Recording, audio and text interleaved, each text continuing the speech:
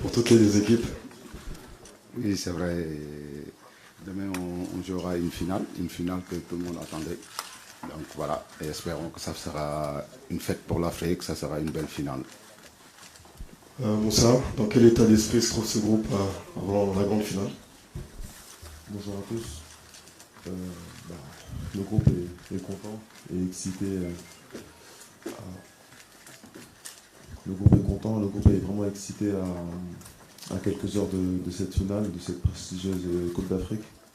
C'est une compétition qu'on attendait pendant des mois. Maintenant, la finale, c'est demain, donc on a juste hâte et on sera prêt.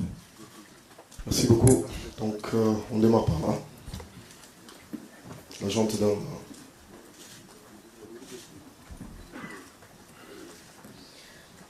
Bonjour coach, bonjour Moussa, c'est Soledjam, journaliste à la radio Futur Média, Dakar Sénégal. Alors coach, comme on a une seule question, j'aimerais bien savoir le motif de ce retard. Mais en 2023, vous avez vécu pratiquement la même situation en tant que coach donc, de l'équipe locale. Et vous aviez joué donc, la finale contre le pays hôte, donc avec un public acquis à sa cause. Et cette fois-ci, on a le pressentiment de vivre pratiquement la même chose en tant que coach donc, de la sélection A. Vous jouez votre première finale et aussi contre le pays hôte. Et on risque d'avoir également un public acquis à la cause donc, de cette finale, de cette équipe marocaine. Alors, est-ce que vous comptez vous inspirer de cette finale déjà jouée en 2023 pour bien terminer donc, en beauté cette compétition? Merci. Oui, bonjour Soda. Et merci donc, pour le retard. Voilà, il y a le score qui est arrivé un peu en retard. Donc c'est pour ça qu'on est là à cette heure-là. Bref, et on s'en excuse, hein, même si c'est... Voilà.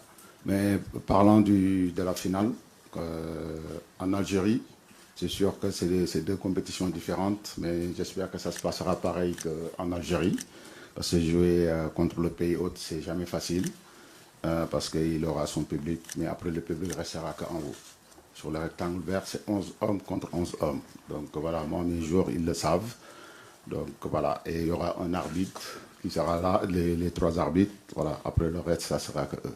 Le public restera qu'en haut, et le reste, ça se décidera sur le terrain. Et espérons que voilà, ça se passera bien. Et le pays hôte en Algérie, ça s'était très bien passé. Et sur côté organisation, tout, on était vraiment satisfait avec l'équipe locale. Et à la fin, ça s'est très bien passé. Après, ici, hier, vous avez vu, je préférais ne pas en parler. Notre fédération en a parlé. Je pense que les enjeux d'un football ne doivent pas nous amener à faire certaines choses. Parce que quand on voit, aujourd'hui, c'est l'image de l'Afrique qui est en jeu.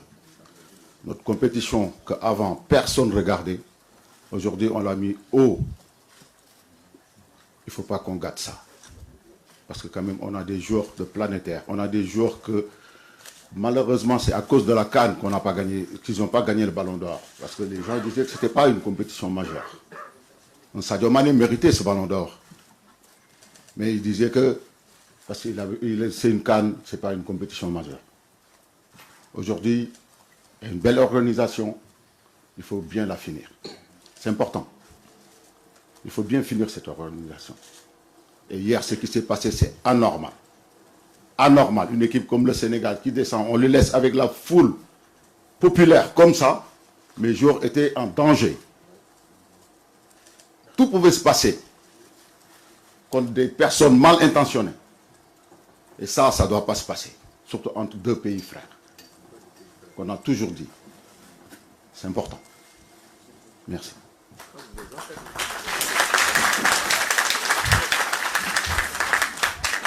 Thank you. Just before the second question, please, photographer, you can stop now. You can stop. Donc, vous pouvez arrêter pour les photos maintenant, s'il vous plaît. Merci. Deuxième question. Elton Mokolo, journaliste pour RMC Sport. Ma question est davantage pour Moussa Niakhaté sur le volet sportif. Le Sénégal, c'est 3 finales de Coupe d'Afrique des Nations sur les 4 dernières éditions. Moussa, toi qui es partie intégrante de cette équipe, comment tu peux nous expliquer ce savoir-faire sénégalais? Bonjour Elton. Ça montre la constance que le football sénégalais a pris ces dernières années. On est très content de cette constance. C'est trois finales sur la 4 dernières éditions, c'est très fort, c'est exceptionnel, je dirais. Surtout quand on voit nos adversaires avec les grosses nations qui montent aussi, donc c'est vraiment pas évident. C'est un travail de longue haleine, voilà, qui a commencé sur les 10-15 dernières années. Aujourd'hui, nous, notre génération, on récolte les fruits de ce travail. Le coach a bien pris le relais après le départ du coach Cissé. Et voilà, c'est un travail, c'est aussi des joueurs qui veulent rejoindre cette sélection avec le cœur pour faire les choses bien. Les anciens qu'ils encadrent bien, qui eux ont vécu des années beaucoup plus compliquées par le passé. Ils ont appris de ces expériences-là, qui nous inculquent ce qu'est le football africain.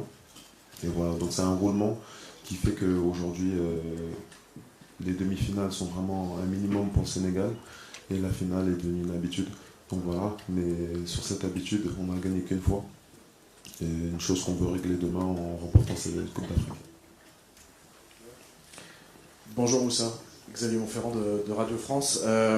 C'est une finale très particulière déjà parce que ce sont les deux favoris de la compétition qui se font face. Ce sont deux pays frères, on en parle beaucoup, ici au Maroc notamment.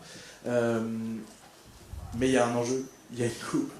Est-ce que quelque part vous êtes venu un peu dans le respect mais gâcher la fête des Marocains? C'est vrai que cette phrase gâcher la fête, j'aime pas trop. J'aime pas trop parce que on est dans le respect. On a toujours été dans le respect, c'est ce qu'on nous a toujours inculqué. Ce sont les valeurs du Sénégal. Et c'est ce qui fait qu'on est aujourd'hui dans cette finale. On a toujours respecté nos adversaires. On a joué avec nos qualités, avec notre détermination.